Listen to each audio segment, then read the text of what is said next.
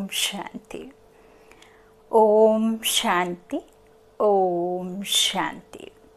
23 मार्च 2022 प्रातः मुरली। ओम शांति। बाप दादा मधुबन। आज प्यारे प्यारे मीठे मीठे सुख करता दुख हरता शिव बाबा ने मुरली के महावाक्यों में कहा, मीठे बच्चे, कोई भी कर्म विकर्म ना बने, इसकी पूरी संभाल करनी है। कदम कदम पर बाप की श्रीमत लेकर कर्म में आना है।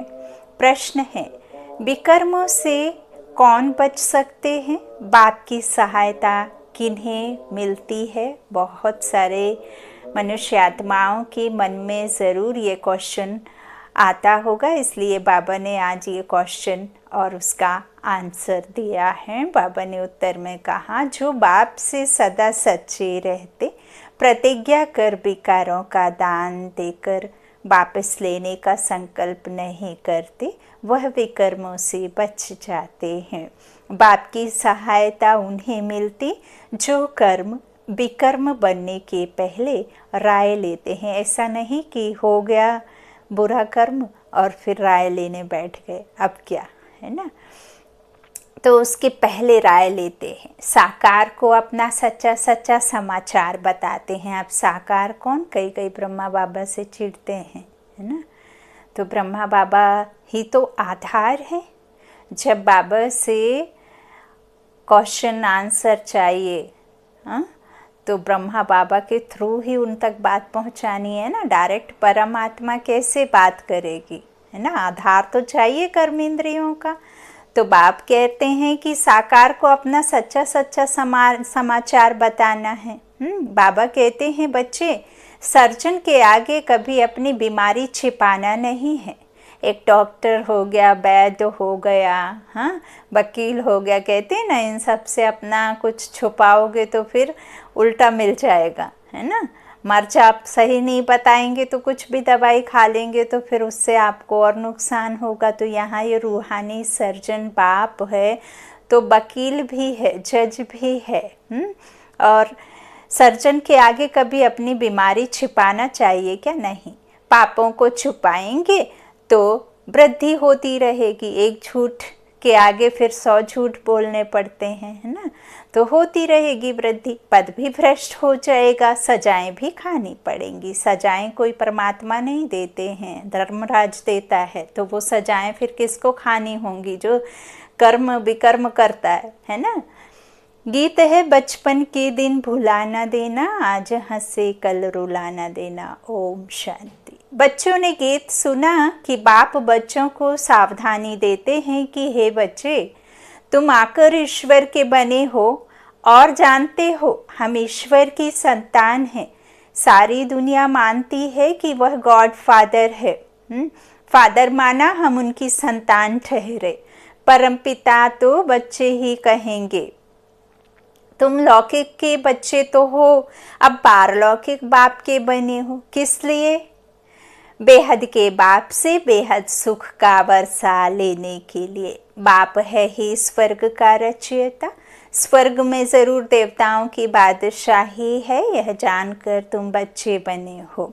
राजा को अगर बच्चा नहीं होता तो गोद लेते हैं, है ना। अनाथ आश्रम से या कोई गरीब का बच्चा ले लेते हैं ना, अनाथ आश्रम से बच्चा ले आते हैं तो उसको फिर बच्चा बना करके अपना पूरा अडॉप्ट करके पूरा संपत्ति का भार देते हैं ना, उसको वारिस बनाते हैं। तो उसे गोद लेते हैं। गोद लेते हैं साहूकार, साहूकार की। कभी गरीब की गोद नहीं लेंगे, साहूकार की गोद ही लेंगे, गरीब की क्यों लेंगे?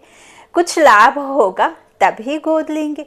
तुम भी अभी जानते हो हम ईश्वर के बने हैं, उससे स्वर्ग की बादशाही मिलेगी। अब ऐसे बाप को कभी भूलना नहीं चाहिए, उनकी मत पर चलना चाहिए। रावण की मत पर तो विकर्म करते रहेंगे।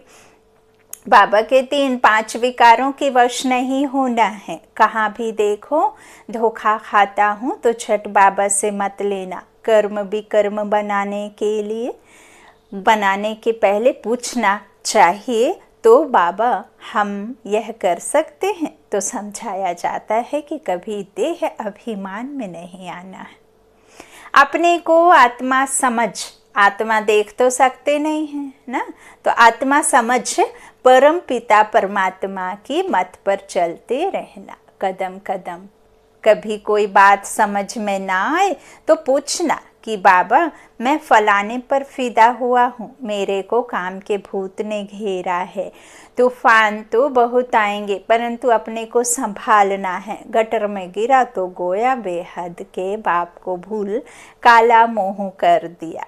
बाबा तुमको गोरा बनाने आए हैं, इसलिए 5 विकारों के फंदे में कभी नहीं फंसना। 5 विकार ही तो आत्मा की कालक हैं। अब उन 5 विकारों से ही तो हमें मुक्ति, जीवन मुक्ति चाहिए है, तो फिर हमें परमात्मा की याद में रहना होगा, है ना। उन्हें भूले तो फिर मुश्किल है। बाबा कहते मैं तो गोरा बनाने आया हूँ, इसलिए 5 विकारों के फंदे में कभी नहीं फंसना। फंसेंगे तब जब देह अभिमान में आएंगे। मैं से मन मैला होता है तो देही अभिमानी होगा तो बाबा का डर रहेगा।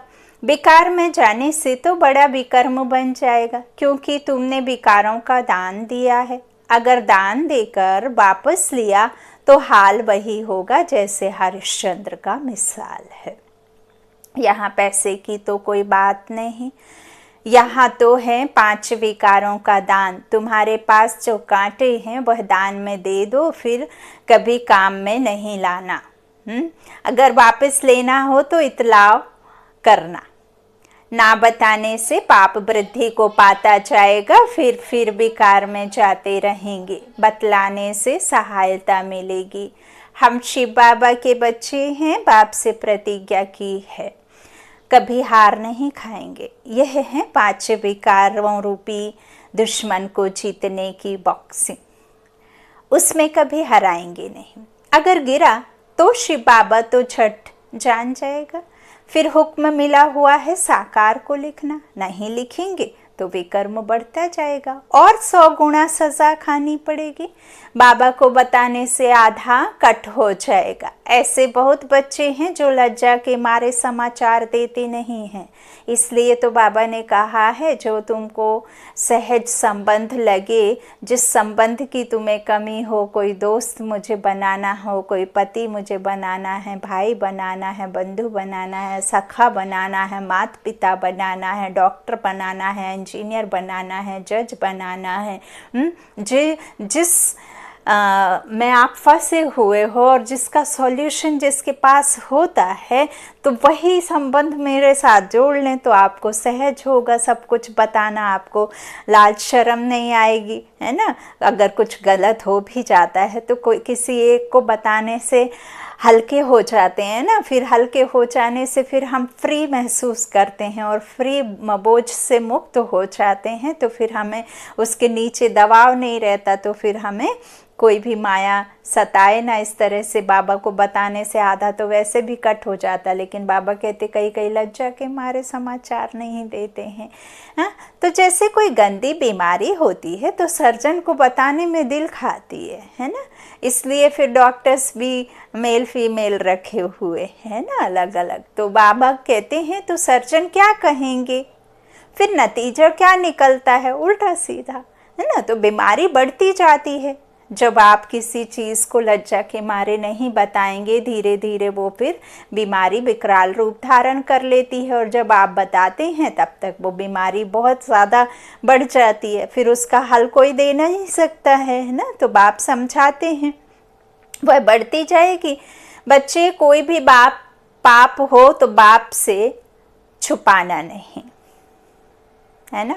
कोई भी, यही बात बाप समझाते हैं, किसी भी तरह का पाप हो तो छिपाना नहीं, नहीं तो बिल्कुल पदभ्रष्ट हो जाएगा और कल्प कल्पांतर ऐसे ही पदभ्रष्ट मिलेगा। यही जो पढ़ाई संगम युग की है वही आपके पूरे कल्प में, यही पढ़ाई का जो आपको मिलने वाला है ना, पूरे कल्प चलेगा। भल कहते हैं कि आधे कल्प सुख मिलेगा, लेकिन असल में पूरे 5000 वर्ष यही एक कमाई संगम युग की आपके साथ चलती है ना, सुख दुख के लिए। बाप समझाते हैं नहीं बताएंगे तो बिल्कुल पदभ्रष्ट हो जाएगा, और कल्प कल्पांतर ऐसा ही पदभ्रष्ट मिलेगा, फिर ज्ञान तो ले नहीं सकेंगे। पूछते हैं बाबा उनकी गति क्या होगी? वह बहुत सज़ा खाएंगे। कयामत के समय सज़ाओं का हिसाब किताब चुकतू होता है ना, जैसे काशी कलबट खाते हैं। सच सच शिव पर बलि तुम अब चढ़ते हो, शिव का बनते हो वर्षा लेने के लिए। बाकी वह जो काशी कलबट खाते हैं वह तो घात करना है, परंतु नौहदा भक्ति से बलि चढ़ते हैं तो जो पाप किए हुए हैं उसकी सज़ा उस समय भोग कर पाप खत्म होते हैं, फिर पाप करने से छूट ना सके। योग अग्नि से ही पाप भस्म हो सकते हैं। माया के राज्य में कर्म विकर्म ही बनते हैं। सतयुग में विकर्म नहीं बनता क्योंकि माया का राज्य ही नहीं। अब सारी दुनिया भ्रष्टाचारी है, रावण राज्य है, और रावण बहुत ज़्यादा ताकतवर है, इसीलिए वो अपनी पूरी राजाई को बचाने की भरपूर कोशिश में लगा हुआ है, इसलिए माया बार बार आकर के वार करती है। बाबा कहते हैं सारी दुनिया भ्रष्टाचारी है, कर्म भ्रष्ट धर्म भ्रष्ट है ना। पहला नंबर भ्रष्टाचार है, विकार में जाना। जो पैदा ही भ्रष्टाचार से होते हैं वह पाप ही करते हैं। है ही रावण राज, रावण को जलाते हैं क्यों, है ना, क्योंकि उसने ऐसा कुछ तो किया होगा तभी तो उसको जलाते हैं। परंतु रावण क्या चीज़ है बिल्कुल ही नहीं जानते। रावण कहा ही जाता है 5 विकारों को। स्वर्ग में यह विकार होते नहीं, इसलिए उनको वॉइसलेस वर्ल्ड कहा जाता है। वहाँ दूसरा कोई राज्य अथवा खंड होता ही नहीं। इस्लामी बौद्धि आदि सब पीछे आए हैं, वह भी पहले सतो प्रधान होते हैं, फिर रजो तमो में आते हैं। सतयुग त्रेता में संपूर्ण निर्विकारी थे, अब धीरे धीरे संपूर्ण विकारी बनते आए हैं। पूरा विकारी बनने में भी समय लगता है। सतयुग में 16 कला, फिर 14 कला, फिर कला उतरते जाते हैं, क्योंकि है ही उतरती कला। सीढ़ी चढ़ते हैं तो फिर उतरने के लिए एक एक सीढ़ी उतरते हैं, ना कि डायरेक्ट आप लास्ट सीढ़ी पर आ जाएंगे उड़ते हैं ना। तो बाप समझाते हैं लेकिन लिफ्ट चल जाती है, लिफ्ट चली हुई है कि आप फट से ऊपर चढ़ सकते हैं। तो ये संगम युग को लिफ्ट कहेंगे, जो छोटे से संगम युग में बाप आते हैं और लिफ्ट चढ़ा देते हैं एकदम, है ना, ऊपर। सतयुगी आत्माएं वाया शांति धाम, फिर वापस शादी में ड्रामा के लिए उतारते हैं।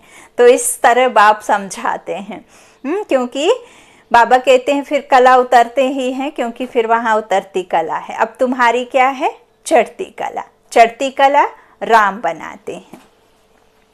बाप समझाते हैं उतरती कला रावण बनाते हैं। जैसे चंद्रमा की धीरे धीरे कला कम होती जाती है, दिखाई नहीं देती है, लेकिन वो बारीक एक लाइन कटना शुरू हो जाती है, फिर अमावस्या पूर्णिमासी कहते हैं ना। ऐसे ही बाबा ने शुक्ल पक्ष और कृष्ण पक्ष और अमावस्या और पूर्णिमासी के बताया है कि रियलिटी में जो जब मून अपने पूरी कलाओं में होता है अथवा आत्मा पूरे 16 कला में संपूर्ण होती है तो वो फुल मून होता है और सुख दिन, है ना, होता। फिर जब वो धीरे धीरे कटना शुरू होती है, फिर आते आते बिल्कुल एकदम अंधेरी रात हो जाती है, क्योंकि आत्मा एकदम नीचे उतर जाती है, तमो प्रधान हो जाती है। तो अभी बाप आए हैं हमें क्या करने, धीरे धीरे जो कलाएं कम हुई हैं अब उसे चढ़ती कला बनाने के लिए, है ना, तो राम बनाते हैं।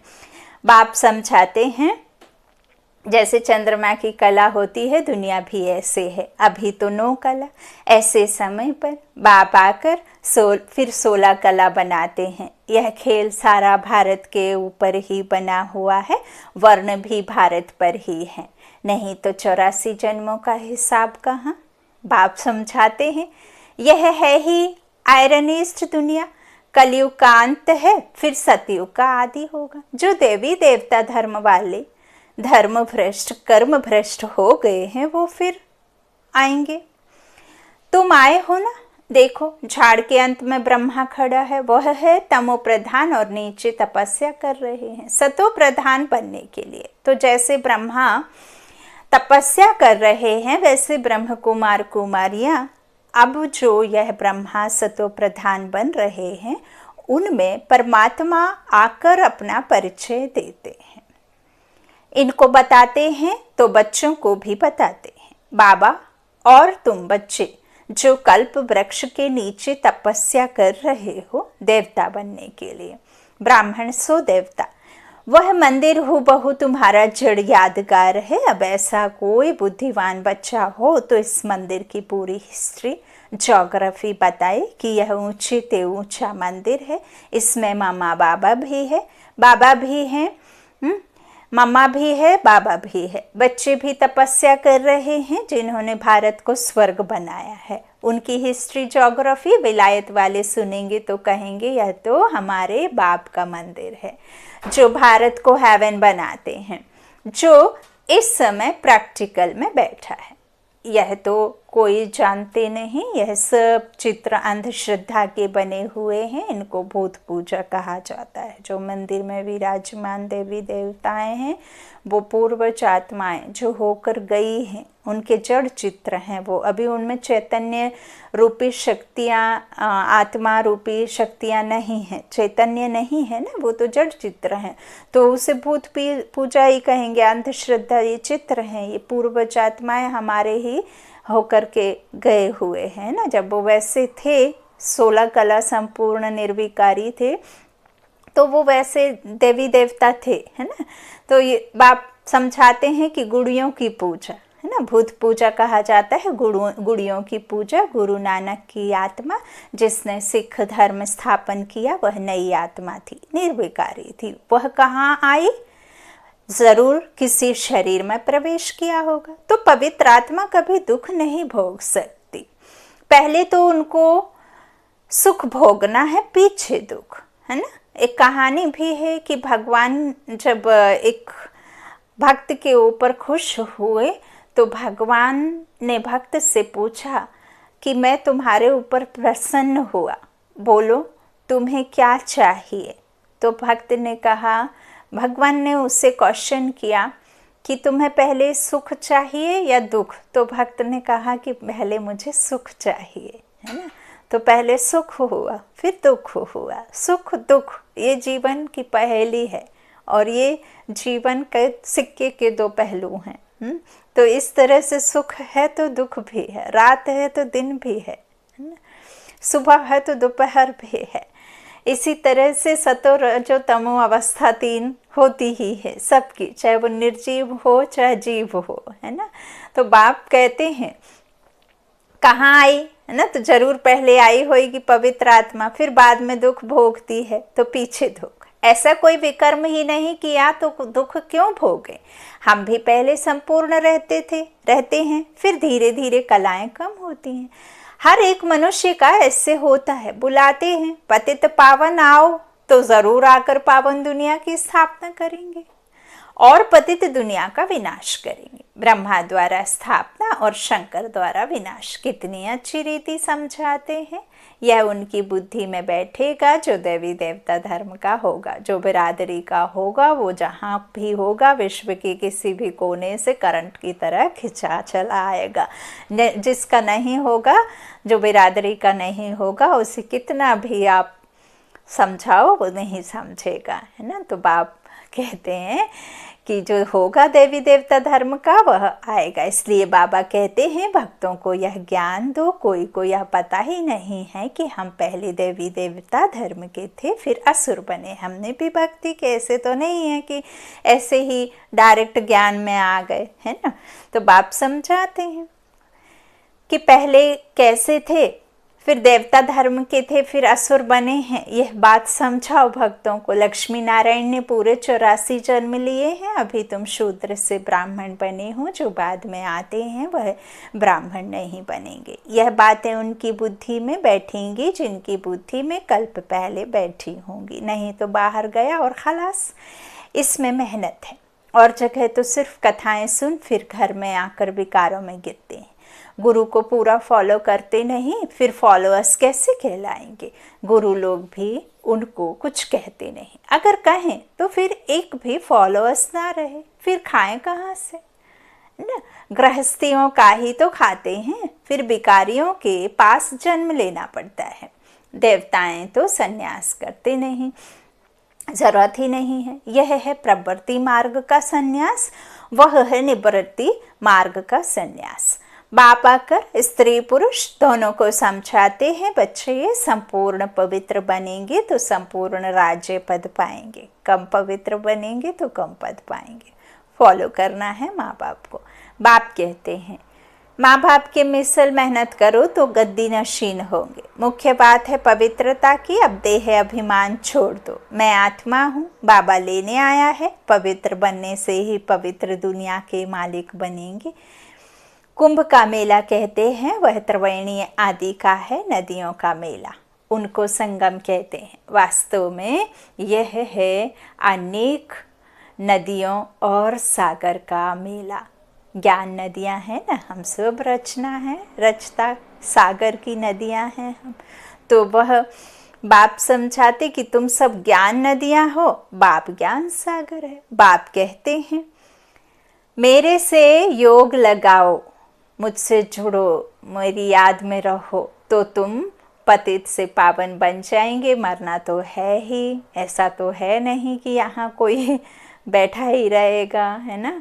बाप से वर्षा लेना है तो अभी ही भक्ति का फल भगवान से ले सकते हो, नहीं तो समझेंगे तुमने भक्ति की ही नहीं। भक्ति करने वाले ही आकर राज्य भाग्य लेंगे। बाप कितना अच्छी रीति समझाते हैं, और सभी की बुद्धि में तो शास्त्र ही होंगे। यहाँ ज्ञान सागर बाप समझाते हैं तो तुम श्रेष्ठ बन रहे हो। यहाँ कोई कलम और डायरी की बात नहीं है। राजधानी स्थापन करने में कितनी मेहनत होती है। रुद्र ज्ञान यज्ञ में बहुत विघ्न पड़ते हैं। अच्छा, मीठे मीठे सिकी लाधे बच्चों प्रति माता पिता बाप दादा का याद प्यार और गुड मॉर्निंग। रूहानी बाप की रूहानी बच्चों को नमस्ते। हम रूहानी बच्चों की रूहानी माता पिता बाप दादा को याद प्यार और गुड मॉर्निंग। शुक्रिया बाबा, मीठे बाबा, प्यारे बाबा, सबका साथी सबका सहारा।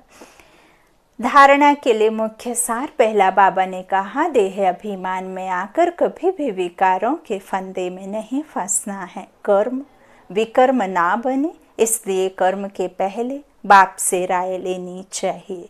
दूसरा, माँ बाप को फॉलो करना है। उच्च पद के लिए संपूर्ण पावन बनना जरूरी है, जरूर बनना है। वरदान, न्यारेपन की अवस्था द्वारा पास विद ऑनर का सर्टिफिकेट प्राप्त करने वाले अशरीरी भव। पास विद ऑनर का सर्टिफिकेट प्राप्त करने के लिए मुख और मन दोनों की आवाज से परे शांत स्वरूप की स्थिति में स्थित होने का अभ्यास चाहिए। ऐसा नहीं है कि मुख ने तो शांति रख ली, ये लिप्स तो नहीं चल रहे हैं, लेकिन अंदर और ज़्यादा उबाल फट रहा है, और ज़्यादा। ऐसा नहीं है ना, अंदर के भी विचारों को श्रेष्ठ रखना है, वह भी एक सूक्ष्म कर्म है। तो आवाज से परे शांत स्वरूप की स्थिति में स्थित होने का अभ्यास चाहिए। आत्मा शांति के सागर में समा जाए, बाप के लव में लीन हो जाए। बाप जैसे तो बन नहीं सकते, बाप तो बन नहीं सकते, इसीलिए बाप की लव में लीन होना है, शांति के सागर में समा जाना है। यह स्वीट साइलेंस की अनुभूति बहुत प्रिय लगती है। तन और मन को आराम मिलता है। अंत में यह अशरीरी बनने का अभ्यास ही काम में आता है, जब चारों तरफ से प्राकृतिक आपदाएं, ना जाने कैसे कैसे प्रकृति के पेपर, ना जाने कैसे कैसे डरावने सीन जब आएंगे, तो यही एक साइलेंस की अनुभूति बहुत अधिक आपको अशरीरी का जो अभ्यास है ना, वही काम में आएगा। तो शरीर का कोई भी खेल चल रहा है, अशरीरी बन आत्मा साक्षी न्यारा हो अपने शरीर का पाठ देखो, तो यही अवस्था अंत में विजयी बना देगी। तो कर्मातीत जिस दिन बन जाएंगे उस दिन पूरी दुनिया में क्या हो जाएगा, नया युग शुरू हो जाएगा। जब सब कर्मातीत बन जाएंगे तो स्थापना हो रही है स्लोली, है ना, फिर हो जाएगी। आज का स्लोगन है, सर्वगुणों व सर्वशक्तियों का अधिकार प्राप्त करने के लिए आज्ञाकारी बनो। सर्वगुणों व सर्वशक्तियों का अधिकार प्राप्त करने के लिए आज्ञाकारी बनो। मातेश्वरी जी के अनमोल महावाक्य, दृष्टि पर कभी प्रलय होती नहीं, सॉरी दृष्टि नहीं, सृष्टि, है ना, सृष्टि पर कभी प्रलय नहीं होती। कई प्रकृति को भी मिथ्या कह देते हैं और कहते हैं कि यह मिथ्या है ना, लेकिन मिथ्या नहीं है, वह अपना स्वरूप बदलती है। तो आज के मातेश्वरी जी के महावाक्य हैं, सृष्टि पर प्रलय कभी होती नहीं। अब यह जो मनुष्य समझ बैठे हैं कि इसी सृष्टि पर कोई समय प्रलय अवश्य होती है, वो प्रलय तो ऐसे ही समझते हैं। अब प्रलय का मतलब है सृष्टि पर जलमयी हो जाना, नई सृष्टि की स्थापना होती है। जिस नई सृष्टि की शुरुआत दिखाते हैं, कैसे सृष्टि के आदि में श्री कृष्ण देवता पीपल के पत्ते पर अंगूठा चूसते सृष्टि पर पधारे हैं, फिर ऐसे ही सृष्टि की उत्पत्ति शुरू होती है। अब यह विवेक चलाने की बात है। जब माना हम कहते हैं प्रलय का अर्थ है जलमयी हो, इसका मतलब है कि एक भी सृष्टि पर ना रहे। मनुष्य यह नहीं जानते हैं कि प्रलय का मतलब क्या है। प्रलय का यथार्थ मतलब है कि सृष्टि पर जो इतनी अपवित्रता होने कारण सृष्टि दुखी हो पड़ी है, उस अपवित्रता की प्रलय हो जाती है और सृष्टि पवित्र बन जाती है। गोया तमोगुणी सृष्टि बदल सतोगुणी सृष्टि बन जाती है। तो इसका मतलब है सृष्टि पर प्रलय नहीं होती, मगर सृष्टि पर आसुरी अवगुणों की प्रलय होती है, बाकी कोई मनुष्यों की प्रलय नहीं होती। अगर सृष्टि प्रलय हो जाती तो फिर गीता में भगवान ने जो कहा है कि सृष्टि अनादि चली आती है, तो क्या यह भगवानुवाच झूठा समझे? बाकी इतना जरूर है कि पुरानी दुनिया अर्थात तमोगुणी सृष्टि का विनाश होकर फिर नई सतोगुणी दुनिया की स्थापना होती है। तो विनाश और स्थापना का कार्य दोनों इकट्ठा चलता आता है। ऐसे नहीं कहेंगे कि सृष्टि प्रलय हो जाती है। इसी सृष्टि पर स्वर्ग और नरक की स्थापना होती है। ले चल मुझे कहीं सुख की दुनिया में। बाबा कहते हैं कहाँ ले चल, तुमको ही लाना है, तुमको ही आना है। तो तुमको ही फिर इस सृष्टि पर आकर के उस सृष्टि की रचना करनी है। बाप समझाते हैं कि स्वर्ग यहाँ, नरक यहाँ। ऐसा नहीं है कि वहाँ जा कर के बादलों में कोई दुनिया बसानी है ना। जब इस संसार से विकर्म खत्म हो जाएंगे, विकारों रूपी जो अवगुण है उनकी होली जल जाएगी, आत्मा एकदम सतो प्रधान बन जाएगी, तो सतो प्रधान शरीर भी मिल जाएगा, है ना। तो इस ही सृष्टि पर स्वर्ग और नरक की स्थापना होती है। बल्कि जब स्वर्ग है तो नरक नहीं, जब नरक है तो स्वर्ग नहीं। स्वर्ग कहते हैं जहाँ पवित्र देवी देवताओं का निवास स्थान है, और नरक कहते हैं मृत्यु लोक को, जहाँ पवित्र मनुष्य आत्माओं का निवास स्थान है। मानो अपवित्रता की प्रलय हो जाती है ना। ओम शांति, ओम शांति, ओम शांति। शुक्रिया मामा, शुक्रिया बाबा।